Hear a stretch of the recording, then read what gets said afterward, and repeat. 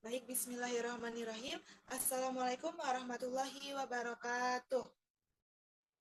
Perkenalkan, kami dari kelompok 2 dengan materi aspek kehalalan mikroba yang beranggotakan saya sendiri, Rifko Zulfatul Aini dengan NIM 1222080084 dan rekan saya ada Siti Sulta Yasmin serta Afifah Nurzakiyah Salsabila. Pada kesempatan kali ini kami akan mempresentasikan salah satu materi kimia fermentasi mengenai aspek kehalalan mikroba. Oke, langsung saja pada pematerian yang pertama, yaitu mengenai definisi dan klasifikasi mikroba dalam Islam akan dipaparkan oleh rekan saya, yaitu Afifah Nurzakiyah. Kepadanya saya persilakan. Baik, terima kasih kepada moderator. Di sini ada definisi dan klasifikasi mikroorganisme menurut Islam. Nah, yang pertama ini ada definisi mikroorganisme menurut Islam. Jadi salah satu yang menunjukkan bukti kekuasaan Allah adalah adanya makhluk-makhluk yang berukuran sangat kecil. Nah, dalam kehidupan sehari-hari, makhluk ini disebut dengan mikroba atau mikroorganisme, di mana mikroorganisme merupakan makhluk hidup yang ukurannya sangat kecil, mulai dari yang masih dapat dilihat secara langsung, eh, maupun dilihat menggunakan mikroskopis atau submikroskopis, hingga ultramikroskopis. Nah, dalam Al-Quran, Allah telah memberikan isyarat tentang keberadaan mikroorganisme. Allah berfirman, Bismillahirrahmanirrahim, Inna Allah la yastahi ayyadriba matalam ma ba'udatan fama fawqaha. Yang artinya, sesungguhnya Allah tiada segan membuat perumpamaan berupa nyamuk atau yang lebih rendah dari itu. Quran Surat Al-Baqarah ayat 26. Nah, secara bahasa, mikroorganisme berasal dari bahasa Yunani, yaitu mikros atau yang berarti kecil, dan organismos, yaitu organisme atau makhluk. Nah, secara istilah, mikroorganisme ini merupakan makhluk hidup yang berukuran sangat kecil sehingga tidak dapat dilihat dengan mata telanjang. Nah, selanjutnya, ada klasifikasi mikroba dalam Islam. Nah, Al-Quran merupakan pijakan moral penelitian sains dan teknologi. Di dalamnya banyak sekali dijelaskan hal-hal yang berkaitan dengan sains dan teknologi. Dalam contoh bidang mikrobiologi, misalnya Al-Quran menjelaskan tentang zarah. Nah, zarah ini hal yang kecil gitu ya. Ada juga dalam penggalan Quran Surat Saba ayat 3 yang berarti tidak ada yang tersembunyi baginya. Nah, bisa dilihat ya di situ juga ada tabel di mana ada ukuran yang 1 meter sampai milimikro bahkan. Selanjutnya saya kembalikan kepada moderator. Baik, terima kasih kepada Viva atas pemaparannya. Selanjutnya, untuk materi selanjutnya yaitu mengenai sumber dan media pertumbuhan mikroba. Pada kesempatan kali ini, saya akan memaparkan terlebih dahulu mengenai aspek kehalalan dari sumber mikroba itu sendiri. Teman-teman, bahwa mikroba atau mikroorganisme merupakan organisme yang sangat kecil yang hanya bisa dilihat dengan mikroskop. Lalu, mikroba atau mikroorganisme ini tersebar luas di alam dan dapat ditemukan di mana saja, bisa di tanah, air, udara, ataupun bahkan pada tubuh manusia, lebih tepatnya pada jaringan hidup. Bisa tidak hanya di manusia, namun bisa juga di hewan, dan lain sebagainya. Lalu dalam menentukan aspek kehalalan mikroba dari sumbernya ini, karena sumbernya banyak sekali ya tersebar di mana-mana, maka fatwa MUI menyatakan fatwa pada nomor 1 tahun 2010 di ketentuan hukum pertamanya bahwa mikroba itu pada dasarnya halal selama tidak membahayakan dan tidak terkena barang yang najis. Jadi karena mikroba itu tersebar sangat luas dimanapun, di mana-mana saja ada gitu ya, di tanah, air, udara, bahkan mungkin ada di dalam tubuh kita juga. Jadi MUI menyatakan bahwa hukum mikroba itu halal asalkan mikroba tersebut tidak terkena barang yang najis dan tidak membahayakan bagi tubuh manusia. Seperti itu. Lalu selanjutnya, boleh di next. Selanjutnya mengenai media pertumbuhan mikroba. Nah, teman-teman, kalau media pertumbuhan mikroba ini merupakan bahan yang terdiri dari campuran zat-zat hara atau nutrien yang dipergunakan untuk membiakan mikroba. Nah, upaya pembiakan ini memerlukan kondisi lingkungan yang sesuai agar bakteri atau mikroorganisme tadi itu dapat berkembang dengan baik. Nah, contoh kondisi lingkungan yang baiknya itu dengan adanya nutrisi, dengan adanya oksigen, serta gas lain, serta harus diperhatikan juga kelembabannya, pH medianya, suhu, serta kontaminan yang ada di dalam media itu sendiri. Nah, lalu di dalam media tersebut itu perlu diperhatikan, perlu adanya bahan-bahan organik dan ion-ion pendukung sebagai sumber energi dan katalis bagi diperuntukkan untuk pertumbuhan mikroba itu sendiri. Lalu media pertumbuhan mikroba bisa dibedakan yang pertama ini berdasarkan komposisinya. Berdasarkan komposisi, media pertumbuhan mikroba ini dibagi menjadi 3, yaitu yang pertama ada media semisintesis. Contohnya itu kaldu. Kenapa? Karena media semisintesis ini berdasarkan namanya gitu ya, semi-sintesis. Jadi ada dari bahan-bahan alami dan bahan-bahan yang sintesis atau buatan. Contohnya di sini itu ada kaldu yang tersusun dari pepton, ekstrak daging, dan NaCl. Lalu yang kedua itu ada media alami. Nah, contohnya dari ekstrak bahan alami. Jadi ini tuh tersusun dari bahan-bahan alami di mana komposisinya itu tidak dapat diketahui secara pasti, namun biasanya itu berasal dari tadi ya ekstrak bahan alam, bahan dasarnya gitu. Contohnya kayak singkong, kentang, tepung biji keluih, sayur, dan kacang merah. Lalu yang ketiga, pada pembagian media berdasarkan komposisi ini ada media sintesis, yaitu buatan ya. Jadi disusun dari senyawa kimia dengan jenis dan takaran yang sudah diketahui secara pasti. Ini tuh contohnya, salah satu contohnya ada saccharose dextrose agar atau SDA. Nah, ini tuh cuma salah satu contoh. Pada dasarnya media sintesis ini justru banyak sekali dipakai di dunia mikrobiologi. Lalu boleh di next selanjutnya.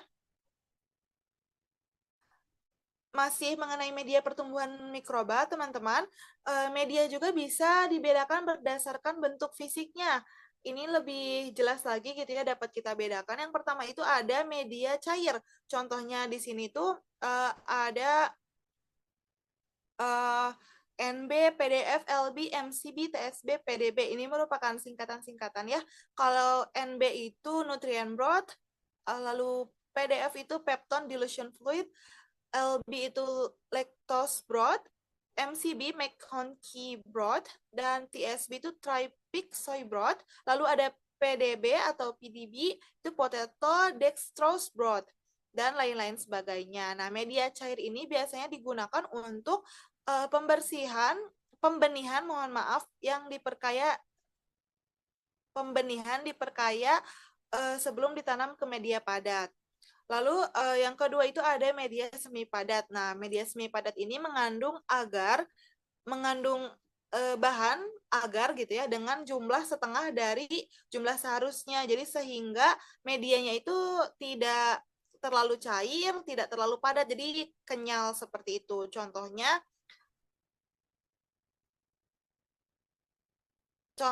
itu ada di ekstrak bahan alam. Oh, mohon maaf, terdapat kesalahan. Contohnya itu pada media semi padat ini tadi ya percampuran antara agar yang lebih banyak gitu. Lalu seterusnya pada media padat yaitu contohnya ada SDS tadi ya saccharose dextrose agar, dan PDA itu potato dextrose agar, sama PCA itu flat count agar.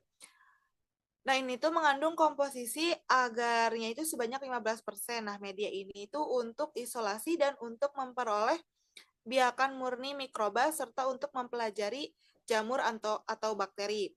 Lalu teman-teman, di sini media juga dapat dibedakan berdasarkan fungsi, karena fungsinya itu banyak sekali ya kalau media pertumbuhan mikroba. Jadi saya akan menyertakan salah satu saja. Ini tuh ada fungsi diferensial, media diferensial. Fungsinya itu untuk mengidentifikasi jenis bakteri tertentu. Salah satunya contoh dari media diferensial ini ada BAP atau blood agar plate. Nah, kenapa saya menyertakan ini? Karena saya rasa ini perlu disertakan dalam media, dalam pembahasan aspek kehalalan, karena bahan atau komposisi yang ada dalam media ini merupakan darah. Biasanya itu darah domba yang digunakan atau juga bisa darah yang lainnya. Nah, BAP ini merupakan media yang diperkaya dengan darah defibrinated yang digunakan untuk membedakan bakteri patogen berdasarkan daya hemolisisnya pada sel darah merah. Lalu bagaimana dengan aspek kehalalan mengenai media pertumbuhan mikroba ini sendiri? Seperti yang kita tahu ya teman-teman, bahwa darah itu punya hukum di Islam itu haram. Namun MUI ini mengeluarkan fatwa bahwa media pertumbuhan mikroba itu bisa disebut halal asal media pertumbuhannya itu suci. Lalu jika medianya najis, hukumnya tetap halal asalkan mikroba dan medianya itu dapat dipisahkan kemudian disucikan terlebih dahulu. Jadi meskipun darah yang digunakan dalam media diferensial ini pada awalnya memiliki hukum yang haram untuk digunakan, asalkan antara mikroorganisme dan media pertumbuhannya ini bisa dipisahkan lalu bisa disucikan, maka hukum dari mikroorganisme itu menjadi halal. Seperti itu. Sedangkan untuk media-media yang lainnya yang tidak maksudnya yang suci hukumnya selain darah gitu ya, itu dihukumi halal. Seperti itu. Sekian dari saya. Kemudian sekian dari saya mengenai pembahasan sumber dan media pertumbuhan mikroba. Lalu kemudian kita akan beralih kepada proses produksi dan pengolahan produk yang akan dipaparkan oleh Siti Soza. Kepadanya saya persilakan. Baik, terima kasih kepada moderator. Di sini proses produksi dan pengolahan produk. Nah, identifikasi titik kritis kehalalan atau TKH dalam proses fermentasi yang paling mudah adalah dengan melakukan verifikasi titik kritis pada setiap tahapan proses fermentasi. Pada setiap tahapan proses, itu perlu dilakukan analisa penggunaan bahan penolong prosesnya. Nah, secara umum, titik kritis kehalalan atau TKH pada setiap tahapan proses produksi itu terbagi menjadi 6. Yang pertama, di sini ada kultur mikroba. Kultur mikroba itu dapat diperoleh dari isolasi sendiri ataupun dapat dibeli dari bank kultur. Nah, biasanya itu disimpan dalam freezer agar si bakterinya itu inaktif sebelum digunakan. Nah, untuk melindungi kultur mikrobanya agar tidak rusak dalam suhu dingin, itu dilakukan proses pengeringan beku atau dinamakan liofiliasi. Nah, bahan yang diperlukan untuk pada proses liofiliasi itu perlu bahan yang namanya cryoprotectant atau bahan pelindung. Nah, umumnya itu bahan yang digunakan untuk bahan pembuatan cryoprotectant itu adalah gliserol, di mana gliserol itu didapat dari hasil hidrolisis lemak hewani. Nah, titik kritisnya itu terletak pada hewan sumber gliserol dan enzim yang digunakan pada proses pembuatan. Selanjutnya itu ada Status kehalalan media untuk mendapatkan kultur mikroba yang digunakan untuk memproduksi produksi mikrobial itu perlu ditelusuri dari awal hingga akhir pembuatan. Nah, kultur mikroba itu biasanya diperoleh dari, bisa dilihat di sini. Jadi pada awalnya kultur mikroba itu berbentuk parent seed atau indukan awal mikroba. Nah, biasanya itu berasal dari koleksi kultur produsen atau lainnya. Kemudian si parent seed ini dikembangbiakan atau diperbanyak sehingga menjadi master seed. Nah, pada tahap produksi di perusahaan produsen produk mikrobiologi. Nah, titik kritis halnya itu ada pada media fermentasi dan bahan krioprotektan atau tadi bahan pelindung agar si mikrobanya itu tidak rusak pada proses pendinginan. Kemudian setelah master seed ini, mikroba itu di jadi working seed ini dilakukan dengan mengambil satu masterpiece, kemudian diperbanyak dalam media tertentu sehingga siap gitu untuk digunakan sewaktu-waktu. Nah, status titik kritis working seed itu ada pada media fermentasi dan bahan kriopotetan atau si bahan pelindungnya. Selanjutnya di sini ada yang kedua itu ada media penyegaran atau TKH2. Nah, media penyegaran ini dilakukan kan tadi setelah di kultur mikroba itu si mikrobanya kan dibekukan gitu. Nah, kemudian proses selanjutnya itu ada proses penyegaran, di mana proses penyegaran itu dilakukan dengan memberikan kultur mikroba media yang kaya akan nutrisi pada media agar miring. Nah, beberapa jenis mikroba itu menggunakan darah hewan atau blood agar sebagai sumber nutrisi pada agar miring. Nah, titik kritis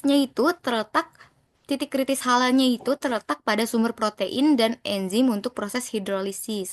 Nah, enzim yang biasa digunakan itu adalah proteas yang berasal dari pankreas babi. Nah, selain itu ada juga pepton yang merupakan salah satu bahan yang umum digunakan sebagai sumber nitrogen pada media pertumbuhan mikroorganisme. Nah, status halal pepton ini dipengaruhi oleh sumber protein yang dihidrolisis dari sumber enzimnya. Selanjutnya itu adalah pengembangan inokulum atau TKH3. Setelah proses penyegaran, proses selanjutnya itu adalah inokulum. Jadi inokulum itu dibuat secara bertingkat pada berbagai skala atau ukuran bioreaktor untuk memperpendek lag phase pada skala bioreaktor berikutnya. Nah, tujuan dari pengembangan inokulum ini adalah memperbanyak sel agar jumlahnya itu mencukupi serta dapat beradaptasi si selnya itu dapat beradaptasi sebelum dipindahkan ke media produksi. Nah, pada proses ini titik kritis kehalalannya itu ada pada tahap inokulum, yaitu pada sumber vitamin yang bisa berasal dari hewani atau produk mikrobiologi yang melibatkan bahan hewani. Jadi titik kritis lainnya itu bisa berasal dari sumber karbohidrat yang dapat berasal dari hidrolisat pati yang dihidrolisis oleh enzim. Proses selanjutnya yaitu produksi produk dalam bioreaktor. Jadi media kultur sel hewan itu umumnya kan mengandung komponen bahan yang sangat kompleks, sekitar 50 komponen tunggal dan sering pula disuplementasi dengan serum darah hewan. Pada proses produksi di bioreaktor ini seringkali itu akan menimbulkan busa. Nah, busa itu dapat menyebabkan si mikrobanya itu mengalami kerusakan. Nah, untuk mencegah kerusakan tersebut itu pada busanya itu ditambahkan zat antifoam yang berfungsi untuk menurunkan tegangan permukaan selama proses fermentasi. Nah, bahan yang ada dalam si antifoam ini, diantaranya itu ada silikon, sulfonat, ester, minyak atau lemak, termasuk yang berasal dari lemak hewani ataupun dalam bentuk asam lemak. Nah, titik kritisnya itu ada pada si zat antifoam, jadi berasal dari bahan hewani. Selanjutnya itu di sini ada tahap pemanean dan pemunian. Pada tahap pemanean dan pemurnian ini dilakukan proses pemisahan produk, ekstraksi, dan purifikasi. Nah, pada tahap purifikasi itu dapat menggunakan bahan penolong seperti karbon aktif. Misalnya itu pada pemurnian monosodium glutamat. Nah, titik kritisnya itu ada pada etanol yang digunakan. Jadi harus diyakini bahwa etanol yang digunakan itu tidak berasal dari industri minuman beralkohol atau Hammer, dan karbon aktif yang digunakan itu tidak berasal dari tulang babi atau hewan halal yang tidak disembelih sesuai syariat Islam. Kemudian ada pencucian produk mikrobiologi yang dapat dilakukan dengan mengalirkan air kepada produk. Nah, titik kritis halalnya itu ada pada proses pengaliran air ketika produk harus, jadi si air untuk proses pencucian ini harus mencukupi untuk dapat menghilangkan parameter najis. Dan yang terakhir itu ada titik kritis kehalalan pada akhir produksi atau produk finishing, itu adalah pada penambahan bahan tambahan atau aditif ataupun ada tambahan bahan penstabil. Nah, itu ya kita cari tahu status kehalalannya dengan dilakukan verifikasi kehalalan semua bahan yang digunakan.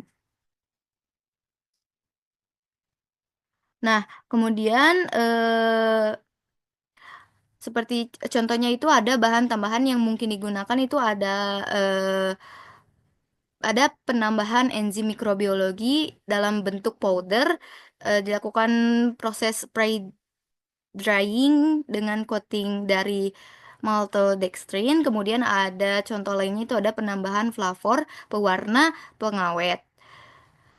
Dan yang terakhir itu ada pada proses pembuatan obat, itu biasanya ditambahi sukrosa sebagai ekspisien atau penambah adjuvan seperti campuran sukrosa dan gelatin. Nah, untuk meyakini status kehalalannya itu maka diperlukan verifikasi kehalalan untuk semua bahan yang digunakan. Mungkin cukup sekian yang saya bisa sampaikan. Saya kembalikan lagi kepada moderator. Baik, terima kasih kepada Siti Soza atas pemaparannya. Selanjutnya, pembahasan selanjutnya mengenai perspektif fikih dan fatwa dari aspek kehalalan mikroba ini akan dipaparkan oleh saya dan Siti Soza kembali. Baik, pertama oleh saya terlebih dahulu. Teman-teman perlu mengetahui bahwa Majelis Ulama Indonesia atau MUI itu merupakan lembaga yang memberikan fatwa halal terhadap status kehalalan produk yang akan disertifikasi halal di Indonesia. Nah, dalam pemberian fatwa halal produk mikrobiologi ini, MUI telah mengeluarkan rujukan berupa fatwa nomor 1 tahun 2010 tentang penggunaan mikroba dan produk mikrobiologi.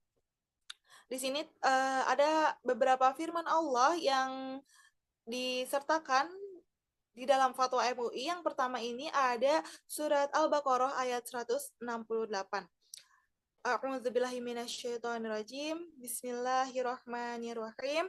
Ya ayyuhan nasu kulu mimma fil ardi halalan thayyiba wala tattabi'u khutuwatis syaitan innahu lakum aduwwum mubin.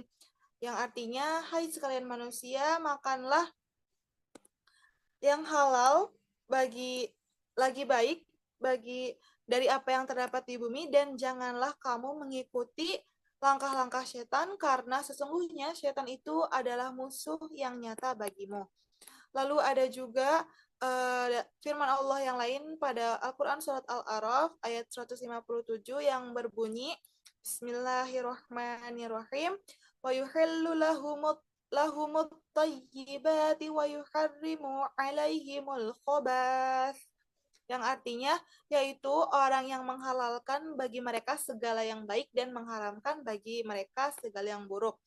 Ada juga firman Allah yang lainnya pada surat Al-Baqarah ayat 29 yang berbunyi Bismillahirrahmanirrahim. Huwallazi khalaqalakum ma fil ardi jami'a. Dialah Allah yang menjadikan segala yang ada di bumi untuk kamu. Lalu melihat hadis Rasulullah juga, yang pertama, Bismillahirrahmanirrahim. An Ibnu Abbas an Maimunah radhiyallahu anha anna Nabi sallallahu alaihi wasallam su'ila an fa'arati saqatat fi samin faqala alquha wa ma haulaha fatrahuhu wa kulu saminakum rawahu Bukhari. Dari Ibnu Abbas, dari Maimunah radhiyallahu anha, bahwasanya Nabi Muhammad sallallahu alaihi wasallam pernah ditanya tentang tikus yang jatuh ke dalam samin. Beliau berkata, ambil tikus itu dan apa yang ada di sekitarnya, kemudian buang, lalu dan makanlah samin kalian. Lalu ada juga hadis Rasulullah yang lain, yaitu an Abi Tha'labah, qala Rasulullah sallallahu alaihi wasallam, inna allaha farada idha fala tudayyi'uha wa naha an asya'a fala tantahikuha wa hadda hududan fala ta'taduha wa ghafala an asya'a min ghairi nisyanin fala tabhathu anha, rawahu Tabrani fil Muj'am al-Kabir. Dari Abi Sa'labah radhiyallahu anhu, ia berkata, Rasulullah Shallallahu alaihi wasallam itu pernah bersabda, sesungguhnya Allah telah memfardukan hal-hal yang fardu, maka jangan kalian sia-siakan, dan dan Allah telah melarang beberapa hal, maka jangan kalian melanggarnya, dan Allah telah menetapkan batasan-batasan, maka jangan kalian melampauinya, dan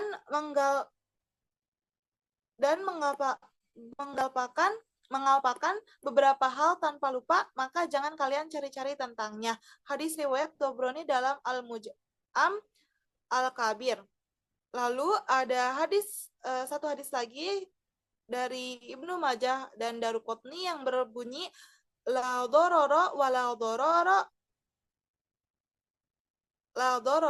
doror, rawahu Ibnu Majah dan Daruqutni, yang artinya janganlah membuat mudarat pada diri sendiri dan pada orang lain. Lalu melihat juga pada kaidah fikih yang mana ada ad-dararu yuzalu, kemudaratan itu harus dihilangkan.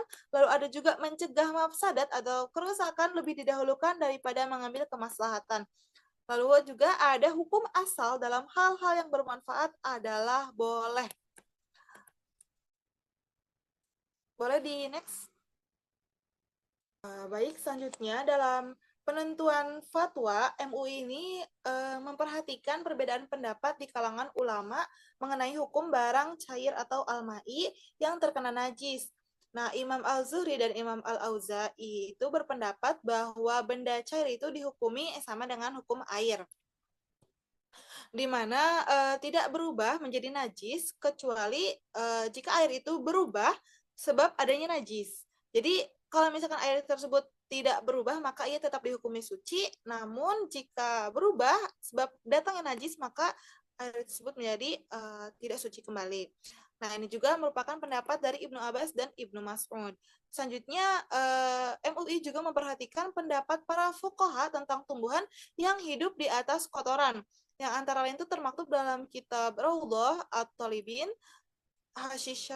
Hasyiyah Al-Qayyubi, dan Al-Asna Al-Muttalib. Di mana dalam kitab tersebut ada pernyataan, adapun tumbuhan yang hidup di dalam kotoran, maka Al-Asbab berpendapat ia tidak najis aini, tetapi menjadi najis akibat terkena najis. Apabila telah dibersihkan, maka menjadi suci, dan apabila muncul bulir, maka bulir yang keluar dari tumbuhan tersebut adalah suci. Lalu ada juga pernyataan sayuran yang tumbuh di media yang najis adalah suci, sedangkan bagian yang terkena najis adalah mutanajis yang dapat kembali suci dengan dibersihkan. Lalu ada juga pernyataan bahwa tidak dimakruhkan tanaman yang tumbuh di media yang najis sekalipun banyak. Nah, berdasarkan perhatian MUI pada perbedaan pendapat dan pendapat para fuqaha di berbagai kitab, maka MUI menetapkan ketentuan umum mengenai aspek kehalalan mikroba yang akan disampaikan oleh Siti Soza. Kepadanya saya persilakan. Baik, terima kasih kepada moderator. Nah, dalam fatwa ini berisi kesimpulan sebagai berikut. Yang pertama, yaitu mikroba pada dasarnya adalah halal selama tidak membahayakan dan tidak terkena najis. Yang kedua, yaitu mikroba yang tumbuh pada media pertumbuhan yang suci, maka hukumnya itu adalah halal. Yang ketiga, mikroba yang tumbuh pada media pertumbuhan yang najis kemudian dapat dipisahkan antara mikroba dan medianya, maka hukumnya halal setelah disucikan. Yang keempat, yaitu produk mikrobiologi dari mikroba yang tumbuh pada media pertumbuhan yang suci, hukumnya halal. Yang kelima, produk mikrobiologi yang tumbuh pada media pertumbuhan yang najis, apabila dapat dipisahkan antara mikroba dan medianya, maka hukumnya halal setelah disucikan. Yang keenam, mikroba dan produk mikrobiologi dari mikroba yang memanfaatkan unsur babi sebagai media pertumbuhannya, maka hukumnya haram. Dan yang terakhir, yang ketujuh, hukum umum secara pencucian produk mikrobiologi, mikroba dan produk mikrobiologi yang tumbuh pada media pertumbuhan yang terkena najis kemudian disucikan secara syar'i atau tathir syar'i, yaitu melalui produksi dengan komponen air mutlak minimal 2 kulah atau setara dengan 270 liter, maka hukumnya itu halal. Mungkin sekian yang dapat saya sampaikan. Saya kembalikan lagi kepada moderator. Baik, terima kasih. Untuk pembahasan yang terakhir yaitu mengenai pemanfaatan mikrobiologi di dunia industri pangan. Nah, ini akan dipaparkan oleh rekan saya yaitu Afifah Nur Zakiyah. Kepadanya saya persilakan.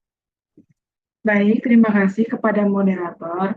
Nah, pemanfaatan mikrobiologi di dunia industri pangan, di mana mikroorganisme ini yang dapat digunakan untuk proses pengolahan makanan bisa berasal dari kelompok bakteri maupun seni.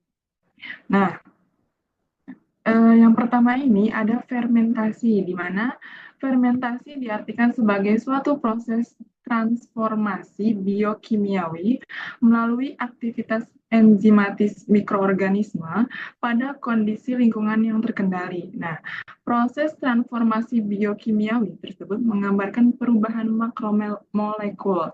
Salah satunya adalah karbohidrat menjadi molekul yang lebih sederhana seperti monosakarida dan alkohol. Sedangkan kondisi lingkungan yang terkendali diartikan bahwa fermentasi dilakukan pada kondisi yang telah diatur seperti suhu, pH, dan konsentrasi bahan tambahan lainnya. Nah, mikroorganisme ini dimanfaatkan untuk menghasilkan produk fermentasi tertentu.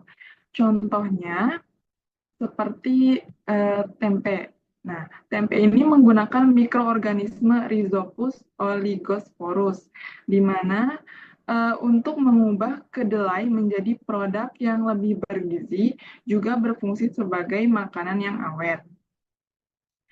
Kemudian ada produksi madu. Nah, produksi madu ini diperoleh dari lebah yang memperoleh makanan dari buah-buahan, di mana berupa nektar dari bunga. Nektar adalah cairan manis pada bunga yang merupakan bagian dari tumbuhan dan berperan pada sistem reproduksi tumbuhan karena pada bunga terdapat benang sari maupun putik. Nah, benang sari yang bertemu dengan putik akan membentuk bakal buah dan selanjutnya menjadi buah, di mana prosesnya itu awalnya kan pengumpulan nektar ya. Setelah itu ada fermentasi mikroba, di mana dalam tubuh lebah ini yaitu berupa enzim invertase diproduksi oleh kelenjar ludah lebah untuk mengubah sukrosa dalam nektar menjadi gula dan fruktosa. Nah, selama proses ini, mikroorganisme terutama bakteri dapat berperan dalam mengubah komponen gula dan memulai proses fermentasi. Selanjutnya, lebah kemudian menempatkan nektar dalam sel-sel sarang dan menghisap kelembapan dari nektar untuk mengubahnya menjadi madu yang lebih kental. Hasilnya itu, madu memiliki kadar air yang rendah sehingga tidak memungkinkan pertumbuhan banyak mikroorganisme patogen.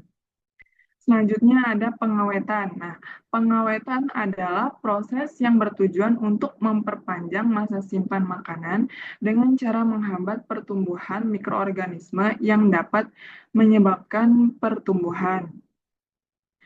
Seperti contohnya ada acar, kimchi, tadi juga tempe bisa memperpanjang umur simpan ya. Sekian dari saya kembalikan kepada moderator. Baik, terima kasih atas pemaparannya. Sekian pemaparan presentasi mengenai aspek kehalalan mikroba yang dapat kami sampaikan. Izinkan saya menyampaikan sedikit mengenai aspek kehalalan mikroba ini, bahwa teman-teman sudah tidak perlu khawatir lagi mengenai aspek kehalalannya, asalkan sumber mikrobanya ini tidak mengandung hal yang haram ya, hal yang haram itu diantaranya bukan turunan babi atau turunan anjing dan darah, itu insya Allah aman. Insya Allah juga halal.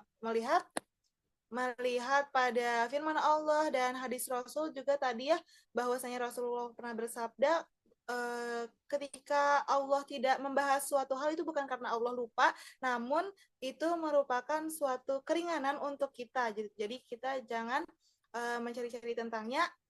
Terus juga Allah kan telah menetapkan batasan-batasan, jadi jangan melampauinya itu. Jadi ketika sudah ada batasan haram, jadi kita jangan melampaui batasan yang haram tersebut. Lalu di sini juga kami telah membuat beberapa soal, jadi teman-teman bisa mengisinya pada link yang telah kami kirim. Sekian dari kami, mohon maaf apabila ada kekurangan ataupun kesalahan. Apabila kami sangat terbuka dengan saran dan masukan. Sekian dari kami, wabillahi taufiq wal hidayah. Wassalamualaikum warahmatullahi wabarakatuh.